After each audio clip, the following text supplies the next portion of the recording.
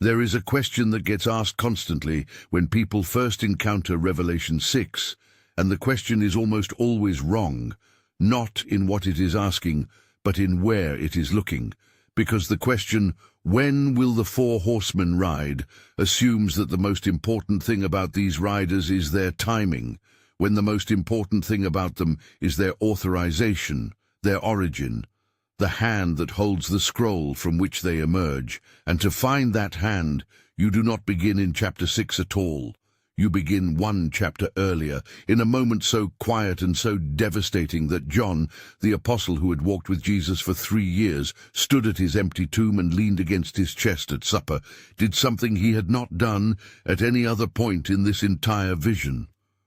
He wept. John weeps because no one in the entire universe is found worthy to open the scroll, not in heaven, not on earth, not beneath the earth.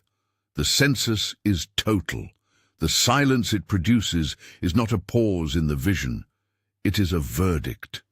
The scroll sits sealed, and everything that depends on its opening, every redemptive purpose, every prophetic promise, every prayer that has ever risen from human suffering toward a sky that appeared indifferent, remains locked behind 7 wax impressions until someone is found qualified to break them. John understands what is at stake. He understands that the scroll being unopened is not an administrative delay. It is the suspension of everything. And he weeps with the weight of that understanding. Every instinct built into us by centuries of religious imagery expects what John heard next to confirm the power. One of the elders calls out, "Do not weep. The Lion of the tribe of Judah, the Root of David, has conquered." The Lion, the warrior, the sovereign who crushed his enemies. When John turns to look, the text delivers something completely different. He sees a lamb, standing as though it had been slain, in the center of the throne, between the 4 living creatures and the elders. Not a conquering lion in armor, a lamb with wounds. That inversion is not incidental. It is the interpretive key to everything that follows in the entire book of Revelation, including the 6 seals that open immediately after the Lamb takes the scroll. Before we go deeper into this, if this kind of biblical revelation speaks to your spirit, subscribe to this channel. This is where we uncover what has been hidden in plain sight, the deeper truths of Scripture that most people never encounter. To understand what the Lamb is holding, you need to know what a sealed scroll meant to a first-century Roman audience. In Roman legal practice, a sealed scroll with 7 witnesses was a specific kind of document. A testament, the formal record of an inheritance, the document that could only be opened upon the death of the one who made it, and only by the heir named within it. The 7 seals were not random. Roman law required a minimum of 7 witnesses to make a testament legally binding, and each witness sealed it with their individual mark. What John sees in the throne room is not a mysterious object of power. It is an inheritance document. It is the legal record of everything that belongs to the Lamb. Something in your understanding of Revelation changes permanently when you absorb that framing. You have probably been taught to read the seals as a sequence of catastrophes that God either sends or permits, as punishment, as warnings, as end times judgments descending on a helpless world. But that is not what John is watching. What John is watching is an heir opening his inheritance. The sealed scroll does not contain a list of disasters. It contains the terms of a transfer of ownership. The reclamation of a world that was purchased at cost that the wounds on the Lamb still represent. The riders are not God losing control of history. They are God claiming the territory that belongs to Him. That changes what you hear when the first seal breaks. The scroll was written before the world was made, and the terms of its inheritance were established before a single event in human history had yet occurred. The Lamb, who earned the right to open it, did so not through military conquest, but through a specific act that left marks in his hands and his side, marks visible enough that John describes the Lamb as standing as though slain, present tense, meaning those marks are not something being remembered, but something actively present in the throne room at the moment the seals are broken. The one opening the seals is not a dispassionate bureaucrat distributing judgments. He is a wounded heir reclaiming what was purchased with his own blood.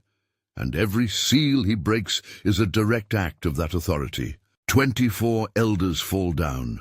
4 living creatures cry out. 10,000 times 10,000 voices fill the throne room. Golden bowls tipped forward, full of incense.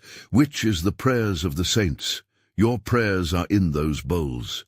Every prayer you have ever offered in a room that felt silent, every word you have spoken toward a ceiling in the dark, every cry from a hospital waiting room, a prison cell, a kitchen table at 3 in the morning. None of it disappeared. It was collected. It is being held in the presence of the one who is about to open what was sealed.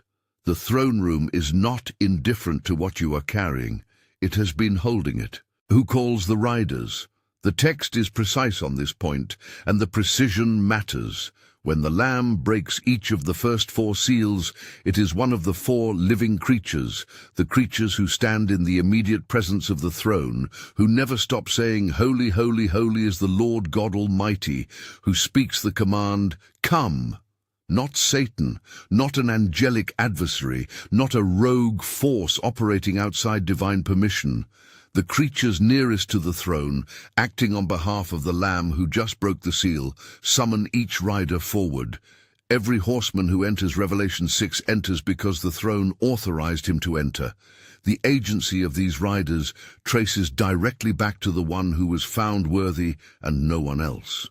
If this is stirring something in your spirit right now, write in the comments, "I choose faith over fear." Drop it below. I want to see your faith. The first seal breaks. A white horse appears. The rider carries a bow, toxin in the Greek, and a crown is given to him, and he rides out conquering and to conquer. That description is brief. 4 Greek phrases. But each one is carrying a weight that the English translation tends to flatten, beginning with the bow. There are no arrows mentioned. In any other description of a military rider, the ammunition would be specified. The quiver, the number of arrows, the type of projectile. Here there is only the bow, a weapon of war without the means of executing war in the way the weapon normally operates. The absence is not an oversight. It is a description of a specific kind of power that does not need to kill in order to defeat. The common reading of the white horse rider is the Antichrist on a counterfeit of Christ's white horse from Revelation 19. That interpretation is possible, but it misses something the text is doing with the absence of arrows. A bow without arrows is a symbol of authority and intimidation, a claim to power, rather than a tool of kinetic destruction. The rider conquers not by eliminating opposition, but by convincing populations to align with him, to accommodate him, to yield ground incrementally without a single battle being fought. This is not the absence of a threat. It is the description of a particular kind of conquest that operates through narrative, through persuasion, through the slow replacement of one frame of meaning with another, until what was once unacceptable becomes assumed. The crown given to the white horse rider is Stephanos, not diadema. The distinction between these 2 Greek words for crown is not a minor textual detail. Stephanos is the victor's wreath. The crown awarded at the Olympic Games, the crown placed on a general's head during a triumph, a crown earned through contest or achievement. Diadema is the sovereign crown, the crown of established legitimate kingship worn by one who already rules.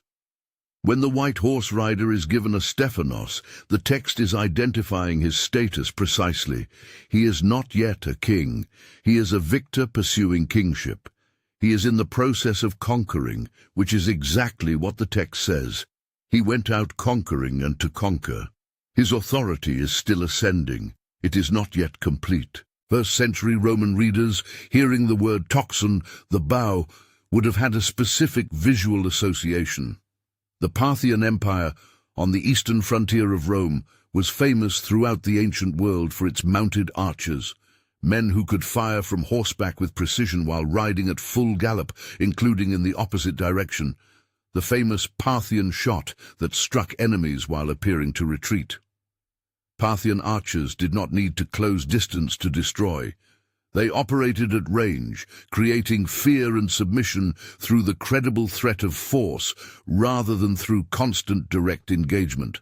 For Rome, the Parthians represented the paradigmatic example of conquest through psychological leverage, the kind of power that wins not by annihilating the opponent, but by convincing the opponent that resistance is futile before the battle is even joined. You can feel the white horse rider in 2026 without needing to identify him as a specific individual, because what he represents is already visible in every direction. The conquest he pursues does not announce itself as conquest. It arrives in the form of consensus, the gradual realignment of what is permissible to say, to believe, to question publicly, to hold as moral conviction. Institutions that were neutral become ideological. Information systems that were open become curated. The bow is raised constantly, not to fire, but to establish which direction the arrow would travel, and populations yield, not because they were defeated in battle, but because the sustained presence of the raised bow, over enough time, teaches people to move in the direction they are pointed. No arrows needed. If this is opening your eyes to what Scripture really says, hit that like button right now. Every like helps this truth reach one more person who is searching. The second seal breaks. A red horse. The rider is given authority to take peace from the earth, not to wage war, which would be the expected phrasing, but to take peace. And men will kill one another. A great sword is given to him. Notice again the passive construction. He was given. But notice more specifically the verb that describes what happens to peace. It was taken, not violated, not broken, taken, elifthi I irini, the peace was received, claimed, removed. The Greek word elifthi is the aorist passive of lambano, the word for take or receive. Peace was actively removed from the earth by this rider in the same deliberate way that an object is taken from a room, present one moment, absent the next, by a hand that reached in and chose to carry it away. Step back from the individual seals for a moment and look at the grammatical structure that runs through all of them, because it is the most important thing happening in Revelation 6 that almost no one discusses. In the first seal, a crown was given to the rider, edothi. In the second seal, authority was given to the rider, edothi again. In the third seal, the scales and the voice and the permission to affect food prices, it all operates through the same verb. In the fourth seal, authority was given, edothi once more. 4 seals, 4 riders, 4 times the same divine passive construction appears. Edothi is not coincidence, it is a grammatical signature. Whoever is granting authority to these riders, they are all receiving it from the same source. The distinction between edothi and simply saying the rider had is not a linguistic technicality. It changes the entire theological claim the text is making. The passive voice in Greek indicates that an action was done to the subject by an unnamed external agent, and when that agent is not specified, the construction is called a divine passive, a theological device used throughout the New Testament to identify God as the actor. Matthew uses it, Paul uses it, John uses it throughout Revelation. When authority is given to a rider without specifying who gave it, the construction assumes the reader understands God gave it. The white rider conquers because God permitted it. Peace is taken because God authorized the taking. The black horse rider operates within the limits God specified down to the exact commodity protected. None of this is happening outside the will of the one who holds the scroll. What is the practical difference between peace being broken and peace being taken? The difference is everything. It changes what you understand about who is responsible for the state of the world. When peace is broken, what you have is conflict arising from accumulated tension, from human failure, from sin and greed and miscalculation, and the ordinary mechanisms of a fallen world running its course. When peace is taken, what you have is a deliberate act of removal, a world in which the conditions for stability existed and were eliminated, not by the slow erosion of human error, but by something with the authority and the intentionality to reach into the infrastructure of earthly security and remove a specific element that cannot be recovered by human effort once it is gone. The distinction between accident and intention reframes what faithfulness looks like inside it. The Stockholm International Peace Research Institute reported in 2023 that global military expenditure reached $2.2 trillion, the highest figure ever recorded in the dataset's history, an increase for the 9th consecutive year.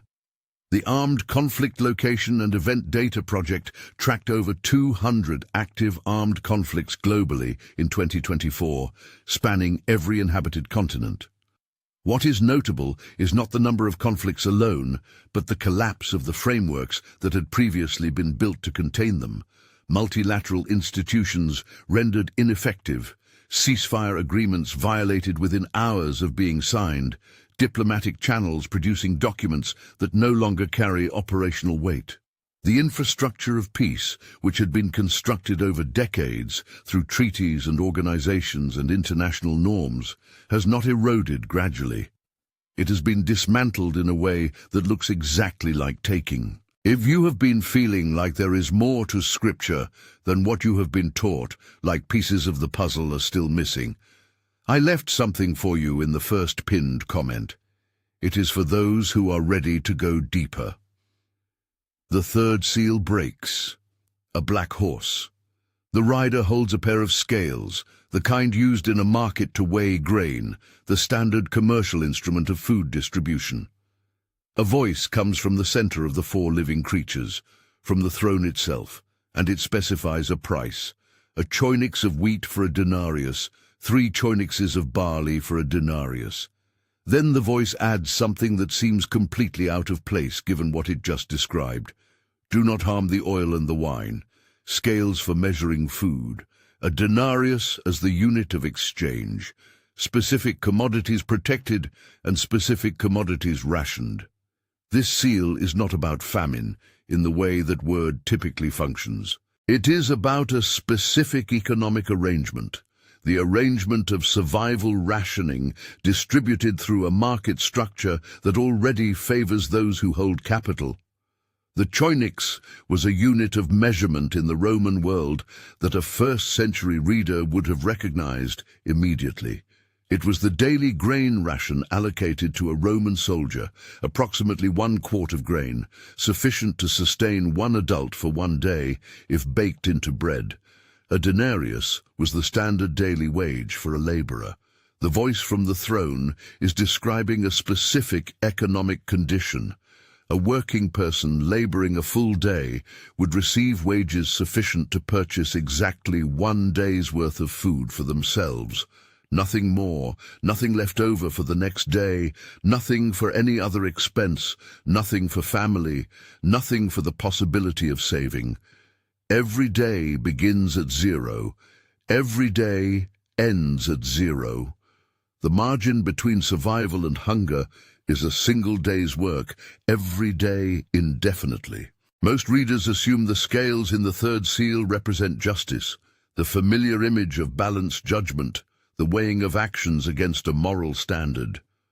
But these scales are being used in a market, not a courtroom. The rider weighs grain, not deeds. The scales represent the mechanism of distribution, who gets food and how much and at what cost. And what the scale measurement reveals is not fairness, but precision in scarcity. The amount is not nothing. It is exactly enough to survive. The system is not collapsing. It is functioning. The rider is not breaking the market. He is controlling the margin. The cruelty of the third seal is not mass death. It is the elimination of margin, the reduction of every working person's existence to the mathematical minimum of survival without surplus. Why are the oil and the wine untouched when wheat and barley are rationed to survival levels? The voice from the throne specifies it, "Do not harm the oil and the wine." And the instruction matters because oil and wine were the luxury commodities of the ancient world. Wheat and barley fed the poor and the working class. Oil and wine required capital investment, extensive land, significant labor, years of waiting for olive trees and grapevines to produce. They were consumed primarily by those with wealth sufficient to purchase beyond daily caloric necessity. When the Choinik's economy arrives, the wealthy continue to have oil and wine untouched. The poor have exactly enough grain to survive the day. The third seal does not create class inequality. It reveals and intensifies inequality that was already present. The UN Food and Agriculture Organization's food price index hit a record high in March 2022. Not a high for that decade, a record highest in the dataset's 60-year history. 700 million people, according to the World Bank, experience food insecurity severe enough to affect their health daily. Since 2020, the combined wealth of the world's billionaires increased by approximately $3 trillion. The oil and the wine untouched, the wheat and the barley at a denarius per choinix. These are not metaphors for a future that has not arrived. These are descriptions of an economic architecture that is operating now in the world you are verifying with any open source of information you carry. The scales are already being held. The voice that specifies the economic terms of the third seal does not come from the rider. It comes from the center of the four living creatures, from the throne. In the entire recorded history of prophetic literature, this is a highly specific and unusual detail. Other seals have riders who act. Other visions have angels who announce. Here, the economic parameters of the third seal are spoken directly from the throne. God is not merely permitting the black horse rider to operate. God is setting the specific terms under which he operates. The protection of oil and wine is not an oversight or a concession. It is a decree, which means the inequality built into the third seal is not an accidental byproduct of catastrophe. It is a designed condition operating with precision within the authority of the one who opened the scroll. Look at all four seals placed side by side and read the grammatical signature that runs through them simultaneously. Seal 1. A crown was given, Edothi, to the rider of the white horse. Seal 2. It was given, Edothi, to the rider of the red horse to take peace from the earth. Seal 3. A pair of scales was given to the rider, the same passive structure, and the voice from the throne sets the parameters directly. Seal 4, which is coming in part 2, continues the same pattern. 4 riders, 4 times the divine passive appears, not twice, not in passing, structurally, consistently, as the grammatical backbone of the entire chapter. Edothi is not a repeated verb by coincidence. It is a theological claim encoded in grammar.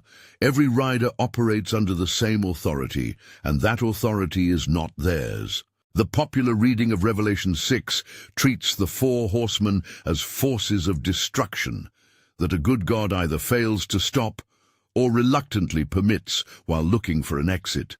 That reading produces a God who is reactive, a God who manages chaos rather than author's order, who is surprised by the extent of human suffering, who is trying to limit damage inflicted by powers beyond his control. The text produces something categorically different, a God who has held a sealed scroll since before creation, a God who was searching the entire universe for someone worthy to open it, a God whose throne room contains the prayers of every saint who has ever suffered, a God whose living creatures stationed in his immediate presence call each rider forward by name. This is not reactivity, this is custody. The Lamb is not losing. The Lamb is opening. There is a shift that happens in how you inhabit the world when you absorb that framing from the inside. When you stop asking, how do we stop the riders, and start asking, what is the Lamb making room for by opening these seals? The riders are not the story. They are the clearing of the ground, the conquest, the removal of false peace, the economic stripping down to essentials. These are not the destination. They are the removal of the things that human civilization had built in place of what God intended, the structures that gave the illusion of security without the substance, the arrangements that made people feel they did not need the thing the scroll is ultimately about. The horsemen do not destroy what matters. They expose what was always fragile, and underneath the fragility, something else has always been present. Three mechanisms are running simultaneously in 2026, not in sequence, not in a historical order where one follows the other to completion before the next begins, but in parallel, the way interlocking systems fail together when the load exceeds design tolerance. Ideological conquest does not wait for peace to be restored before it advances. The economic conditions of the third seal do not pause while the second seal finishes its work. All three riders are already riding simultaneously, each operating in the domain assigned to it, each receiving daily authority from the same source, each advancing within the parameters the throne has set.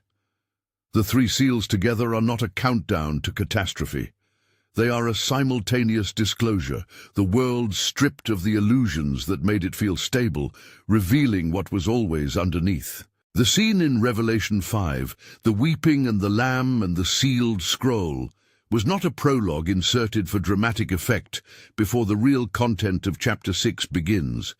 It was the interpretive framework embedded in advance, the answer placed before the question, so that when the seals break and the riders appear, the person who was present in that throne room scene cannot be confused about who is in charge. John wept because he understood what was at stake. He stopped weeping when the Lamb took the scroll, because the Lamb taking the scroll meant that the thing at stake was going to be resolved, not efficiently, not painlessly, not on a timeline that makes sense from within human history, but definitively. The seals open because the Lamb chose to open them, and the Lamb does not open what he does not intend to complete. The question of why a good God authorizes the riders is honest, and it deserves an honest answer, not a formula. The answer begins with the scroll.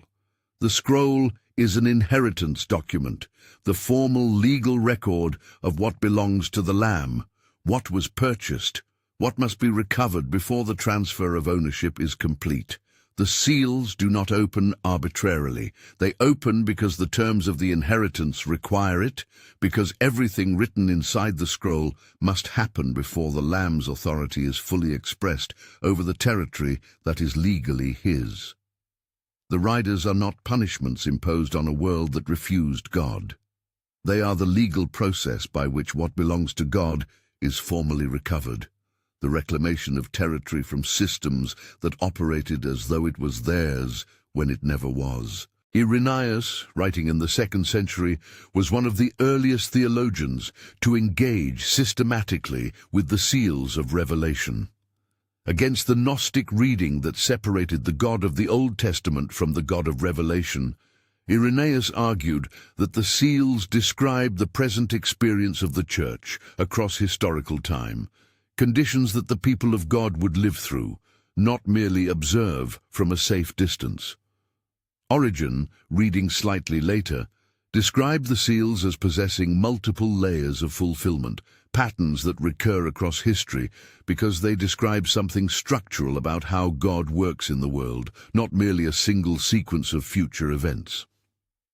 Both of them understood what the popular expectation tends to miss. The seals are not about a future that has not yet touched you. They are about the world you already inhabit.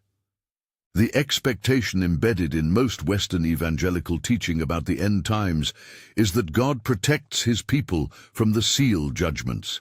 that the church is removed before the horsemen ride, sheltered from the consequences of a world under divine judgment. But this expectation does not come from the letters to the 7 churches, which are written to people already living inside exactly these conditions. Smyrna is told not to be afraid of what it is about to suffer. Philadelphia is promised an open door that no force can close, not that forces will not try. Pergamum is commended for holding fast in the place where Satan's throne is. The 7 churches are not being told they will be extracted from their conditions. They are being equipped to inhabit them without losing what cannot be taken. The 3 seals together form a single theological argument, and the argument is this: the systems through which human civilization has organized security, meaning, and sustenance are not built on foundations that can sustain what is coming. Ideological conquest reveals that belief systems are more fragile than they appeared, that a culture's confidence in its own framework can be dismantled by sustained narrative pressure without a single shot being fired. The removal of peace reveals that the political structures humans built to contain violence were always provisional, held in place by agreements that could be dissolved. The rationing of the 3rd seal reveals that economic systems that appeared robust enough to feed the world operate, at the margin, on far less resilience than anyone was told. The Lamb is not destroying these systems. He is revealing what they were always made of. Conquest without a single battle. Peace removed in the middle of the night. Bread weighed on a scale, one day's work for one day's food. Not in sequence, not in the future, not somewhere else, running simultaneously, right now. In the world you can verify with any open source of information on any device you carry. The seals are not predictions waiting to be fulfilled. They are descriptions of a present reality that has been visible long enough to stop being treated as prophecy and start being treated as what it is. The Lamb has opened them deliberately, and everything that is shaking, every institution, every framework, every certainty, is shaking because it was never unshakable. Long before the seals of Revelation, a man sat under a juniper tree in the desert and told God he wanted to die. His name was Elijah. He had just witnessed fire from heaven consume a sacrifice, 450 false prophets exposed and killed, and 3.5 years of drought broken by rain he had personally announced. By any external measurement, it was the most decisive prophetic victory in Israel's history. And he ran. Not because he was weak, because every single mechanism the first 3 seals describe, ideological conquest, the taking of peace, survival rationing, was operating simultaneously in his life at maximum intensity the moment after he walked off Mount Carmel. The seal 1 equivalent in Elijah's situation was not abstract. Under King Ahab and Queen Jezebel, Baal worship had been established as the effective state religion of Israel, not as a private option alongside the worship of God, but as the official framework of the monarchy, funded by royal resources, enforced through royal authority, with hundreds of prophets of Baal and Asherah on the royal payroll. The white horse rider had already conquered ideologically. The narrative had already shifted. The culture's frame of reference had already been replaced. Elijah was not fighting a marginal deviation. He was standing against a state apparatus that had decided what was true, what was worship, and what deviation looked like. And Carmel was not a permanent reversal of that conquest. It was a moment of clarity inside it. Within hours of the fire falling on Carmel, Jezebel sent a messenger to Elijah with a formal death warrant. "So let the gods do to me, and more also, if I do not make your life as the life of one of them by this time tomorrow." This is the second seal's mechanism in the precise form the text describes. Peace was not strained between Elijah and the monarchy. It was actively taken. The queen had calculated the terms and delivered them in writing. The political arrangement that had previously allowed a prophet of God to operate, however with difficulty, in a kingdom ruled by people hostile to God, was formally rescinded. Elijah woke up the morning after the greatest victory of his life to find that peace had been removed from him overnight, deliberately by someone with the authority to do so. The third seal equivalent in Elijah's situation had been running for 3.5 years already. By Elijah's own declaration in 1 Kings 17, there had been neither dew nor rain in Israel except at his word. 3.5 years of drought. The food systems strained, the water sources failing, the widow at Zarephath down to her last handful of flour and last drop of oil, preparing what she expected to be the final meal for herself and her son before they died. The Choinik's economy operating in its most literal form, one day's survival at a time, with no margin, no surplus, no ability to plan beyond today. What the third seal describes in terms of scales and denarii, Elijah was already living inside and had been living inside for 3.5 years before Carmel ever happened. Elijah sitting under the juniper tree and saying, "It is enough, take my life, for I am not better than my fathers," is not the narrative of spiritual failure. It is the narrative of human saturation.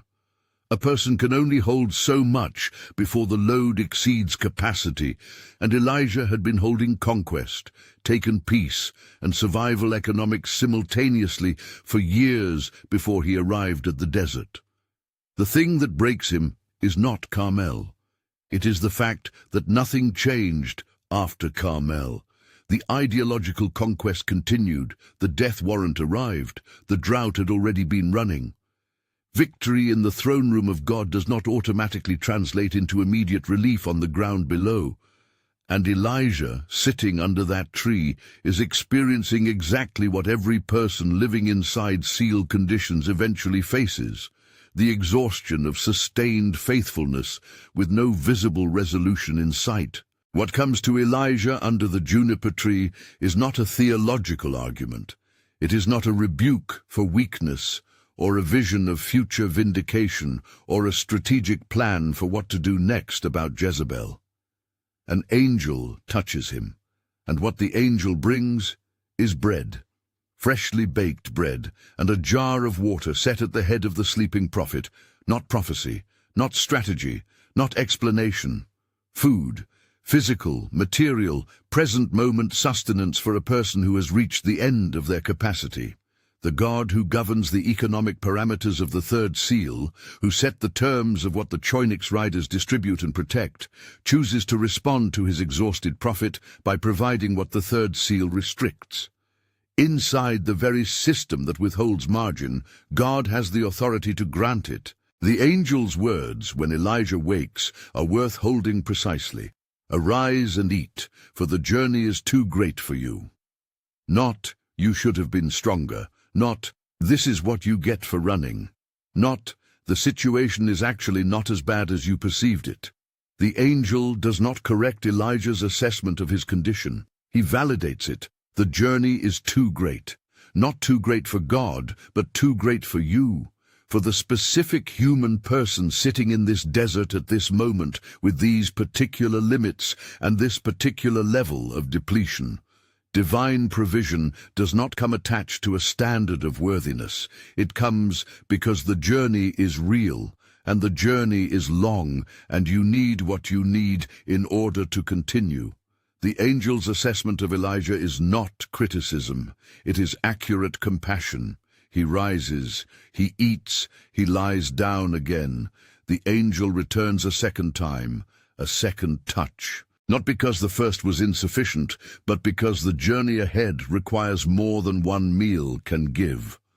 Arise and eat, for the journey is too great for you. The same words, the same provision, the same recognition that what comes next demands a strength that must be built, not assumed. He rises the second time. He eats the second time, and in the strength of that food he walks 40 days and 40 nights to Horeb, not running from Jezebel anymore, walking toward something, The bread of the desert did not remove the conditions, it gave him the capacity to move inside them. Why does Elijah travel to Horeb specifically? Every other direction available to him in the geography of the ancient Near East represents escape. Further into the wilderness, across borders, into nations where Jezebel's warrant does not reach, into regions where he could simply disappear and let the prophetic commission go unfinished. But Horeb is not an escape. Horeb is where God first spoke from fire to Moses. It is where the covenant was established, where the law was given, where Israel's entire identity as the people of God was formed. When Elijah travels to Horeb, he is not retreating. He is returning to the source, making the journey to the place where God first spoke, because whatever he has encountered in the desert of his exhaustion has not driven him away from God. It has driven him toward the origin of everything he still believes. God does not come to Horeb and resolve the situation. This is the part of the story that most devotional readings accelerate past, because the expectation is that God's response to Elijah's despair will be the removal of the conditions that caused it. Jezebel is still alive at the end of 1 Kings 19. The ideological conquest of Baal worship has not been reversed. The prophetic conditions that made Elijah's work dangerous remain intact. What God provides at Horeb is not the resolution of the external circumstances. It is the reorientation of the prophet inside them, the recommissioning of a man who told God he was the last one left, with the specific information that 7,000 in Israel have not bowed to Baal, none of which Elijah was able to see from where he was standing. The question God asks Elijah at the entrance of the cave is not a rebuke dressed as a question. "What are you doing here, Elijah?" is an invitation to articulate what the prophet's experience has actually been. And Elijah does. He has been very jealous for the God of Israel. The people have forsaken the covenant. They have thrown down the altars. They have killed the prophets. He alone is left, and they seek his life. The complaint is not wrong. The perception is not deluded. God does not tell him he is seeing things inaccurately. He tells him to stand on the mountain because something is about to pass by. And what follows is the instruction that the seals cannot override and the riders cannot reach. The still small voice, the sound of sheer silence, the presence that follows wind and earthquake and fire, but is none of them. Wind strong enough to break rocks in pieces, an earthquake, fire. None of them are the voice of God. After the fire, a still small voice, or in the literal Hebrew, a sound of sheer silence, a thin quiet. Elijah, who has just stood at a distance from wind and earthquake and fire, hears the silence and wraps his face in his mantle and stands at the entrance of the cave. There is something in the texture of that response, the wrapping of the face, that suggests he recognized the silence as containing what the great demonstrations did not. The seal conditions are loud, they announce themselves, they are visible, measurable, quotable in data sets. The voice that sustains the person living inside seal conditions does not compete with that loudness. It operates underneath it, in the register that requires stillness to perceive. Elijah is recommissioned at Horeb, not after the conditions change, but inside them, which is the definitive word this story delivers about how God operates in the space the first three seals describe. The mission Elijah receives at Horeb is not smaller than the one he was given before. He is to anoint kings over Syria and Israel, to anoint Elisha as his own successor, and then to continue prophesying. The appointment is not a retirement arrangement or a consolation. It is the full weight of prophetic responsibility handed back to a man who just told God he wanted to die. God's response to saturation is not reduction, it is restoration, not of the external conditions, but of the person inside them, to the point where they can receive and carry what they could not carry in the moment of exhaustion. 7,000 in Israel. That is the number God tells Elijah he has not seen, the people who have not bowed the knee to Baal, who have not kissed Baal with their mouths, who have maintained faith in the God of Israel through 3.5 years of drought, through the ideological conquest of an apostate monarchy, through the constant social pressure of a culture that had formally realigned its worship. 7,000 people, invisible to the prophet, who was convinced he was the only one left. The 7,000 were not visible to Elijah, not because they were absent, but because faithfulness under seal conditions tends to be quiet. It does not announce itself. It does not dominate the culture's framing. It holds, in silence, in ones and twos, in kitchens and fields and caves and desert paths, until the one with authority counts them. The letter to the church at Smyrna in Revelation 2 begins with the most concentrated statement Jesus makes in all 7 letters. I know your tribulation and your poverty, though you are rich, and the slander of those who say they are Jews but are not. Smyrna is experiencing all 3 seal conditions simultaneously: ideological pressure, economic poverty, and active hostility that has removed their peace. And what Christ says to Smyrna is not, I will remove these conditions. He says, do not fear what you are about to suffer. He says, be faithful unto death. He says, I will give you the crown of life. The promise to Smyrna is not extraction from the conditions. It is the crown, not Stephanos, but life itself, which is the authority that cannot be reached by anything the seal riders carry. The letter to the church at Philadelphia opens with the image of the open door. I have placed before you an open door that no one can shut. Philadelphia is a church with little power. The text acknowledges it directly. They do not have the resources, the political influence, or the institutional strength that would make them impressive by any external measurement. But the door is open. The white horse rider can advance ideological conquest across entire cultures, and the door of Philadelphia remains open. The red horse rider can remove peace from nations, and the doorway of Philadelphia remains accessible. The black horse rider can weigh grain at survival margins, and the door is still open. The 3 seals operate in the domain of what human systems can build and protect. The open door operates in a domain the riders do not have permission to enter. The letter to Laodicea contains the most uncomfortable sentence in all 7 letters. Because you say, I am rich, I have prospered, and I need nothing, not realizing that you are wretched, pitiable, poor, blind, and naked. Laodicea is the precise failure mode the 3rd seal exposes. The church has oil and wine. It has margin. Its circumstances have insulated it from the conditions that make survival rationing visible. And the insulation has produced a spiritual poverty so complete that the Lamb stands outside the door knocking, not because he is locked out, but because he is not being noticed inside a community comfortable enough to have stopped looking. The 3rd seal does not fall hardest on those who have nothing. It falls most dangerously on those who thought they had enough not to need what cannot be purchased. Everything John sees in Revelation 4 and 5, the throne surrounded by the rainbow, the sea of glass, the 4 living creatures, the 24 elders, the Lamb standing in the center, appears before a single seal is broken. The throne room does not come after the seals as a destination to reach once the judgments are complete. It precedes them, frames them, and remains present throughout them. When John enters the throne room in chapter 4, he is being shown the context within which the seals occur, not the context the seals occur within, despite the throne room, but because of it.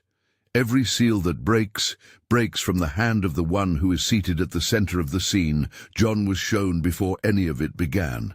The foundation is not behind the riders. The foundation is what the riders are riding from. John's description of the Lamb in the throne room carries one detail that demands close attention.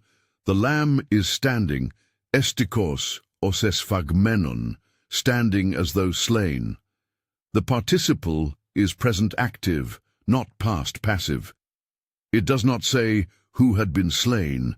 That would be a reference to a completed historical event. It says standing as though slain, a present state, a visible condition at the moment John sees it. The wounds are not a historical record being displayed for memorial purposes. They are present, visible, part of the current identity of the one who holds the scroll. The Lamb who is opening the seals is the Lamb who still bears what the opening cost. The authority to open the scroll is inseparable from the evidence of how it was earned. The wound theology embedded in estikos os esphagmenon is not a comfort that softens the hardness of what the seals will bring. It is the foundation of what kind of authority is holding the scroll. A rider who had never experienced conquest, whose peace had never been taken, who had never had the Choynix economy measure out his survival. That rider would not have the same standing before what the seals describe. But the Lamb who stands in the center of the throne, with the evidence of the cross still visible in his hands, is not a figure untouched by the conditions the seals produce. He entered them. He was consumed by them. He was raised through them. And now he holds the scroll that governs them, not as someone managing from a distance, but as someone who has already been inside what you are inside right now. What does it mean for your prayers specifically that the Lamb stands rather than sits at the moment of opening? In ancient throne room imagery, the seated king is the sovereign at rest, whose authority is established and whose rule is stable. The standing figure is the advocate, the intercessor, the one active on behalf of those whose cases are being heard. Stephen, dying under stones in the book of Acts, looks up and sees the Son of Man standing at the right hand of God, not sitting, standing. Paul describes Christ making intercession for us at the right hand of the Father. The Lamb who stands in the throne room is standing as an intercessor, actively present, actively engaged, not at distance from the conditions of those inside the seals, but actively mediating between those conditions and the one seated on the throne. The golden bowls, full of incense. The incense is the prayers of the saints. Every prayer you have offered in a moment when the rider seemed closer than the throne. Every prayer over a child being conquered ideologically. Every prayer in a marriage from which peace was taken. Every prayer over a grocery receipt that felt like a scale measurement. In the bowls, in the throne room, in the hands of 24 elders who are falling down before the one who is about to act. Your prayers did not disappear into an indifferent sky. They were received. They are present. They are in the room where the seals are being opened. The throne room is not separate from your situation. It contains your situation, specifically by name, in fragrant bowls. The writer of Hebrews, addressing believers experiencing economic marginalization and social exclusion that look very much like the seal conditions, points them toward the same throne room John saw. Since we have a great high priest who has passed through the heavens, Jesus the Son of God, let us hold fast our confession, not because the conditions will immediately improve, but because the high priest has passed through the same wounds, the same path, the same territory, and now stands on the other side as the anchor of the soul, a hope that enters behind the veil into the inner place where God is. The seals shake what can be shaken. Hebrews 12 names what cannot. The kingdom that is receiving you is unshakable, and its throne has been occupied by someone who was slain and is standing. The seals do not shake what God has sealed. They shake what was built without him, the arrangements of human civilization that substituted the appearance of security for its substance, the institutions that promised peace and delivered provisional agreements, the economic systems that promised abundance and delivered margin-stripped survival. All of it shakes because it was built on materials that cannot bear the weight of what is coming, but what was built on the foundation of the one who holds the scroll, the faith, the hope, the love, the prayer, the community that gathers around the Lamb rather than around the systems the riders are dismantling. None of that shakes under the seal conditions, not because it is immune to difficulty, but because its foundation is located in the throne room that precedes the seals and remains after them. You are living inside this right now, not watching it on a prophetic timeline, not preparing for something that will affect the next generation, not measuring the seals against a future date when they will officially begin. The conditions the first 3 seals describe are the conditions of the world you woke up in this morning. The ideological contest for the frame of meaning your children navigate. The disappeared peace in relationships, institutions, and international structures that seemed stable 5 years ago. The economic margin that has been thinning for long enough that you have started doing mental math you did not used to do. This is the world the Lamb is opening, not the world before the Lamb. The world he is actively holding, actively seeing, actively interceding within, from the throne room where your prayers are being held in golden bowls. What the first 3 riders cannot reach is more important than what they can. The white horse rider conquers ideologies, institutions, belief systems, cultural narratives, but he cannot conquer the faith that roots itself at a level deeper than ideology, the faith that never sourced its authority from cultural consensus to begin with. The red horse rider takes peace from the earth, but he cannot take the peace that Paul describes as surpassing all understanding. The peace that guards hearts and minds in Christ Jesus, because that peace is not an earthly commodity available to be taken by anyone with a great sword. The black horse rider sets the margin, but the Spirit produces what the scales cannot weigh and the denarius cannot purchase. The riders operate in the domain of the visible. The kingdom operates in both. The first 3 horsemen attack what you can see, your security, your peace, your food.